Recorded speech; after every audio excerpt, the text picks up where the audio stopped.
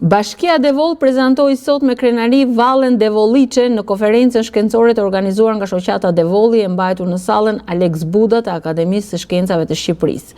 Ky prezantim shënoi një moment të rëndësishëm për promovimin e një prej kryeveprave të trashëgimisë sonë shpirtërore, vallja devolliçe me elegancë, ritmin dhe jeshin që e dallojnë, ku u shpalos para studiuesve dhe të ftuarve si një pasuri e çmuar kulturore e trashëguar brez pas brezi dhe e ruajtur me devotshmëri nga komuniteti devollit. Ajo mbetet një simbol i identitetit ton kulturor dhe një nga elementet me përfaqësues të traditës shqiptare. Përmes finesës së lëvizjeve, harmonisë së asambleve dhe shpirtit që përcjell kjo valle, vijon të dëshmoj vallet e Devollit dhe të gjithë trevave tona. Synimi final është që vallja devolliçe të marrë vendin që i takon edhe në arenën ndërkombëtare duke u përfshirë në listën e UNESCO si një element i trashëgimisë sonë shpirtërore që meriton mbrojtje dhe promovim të veçantë.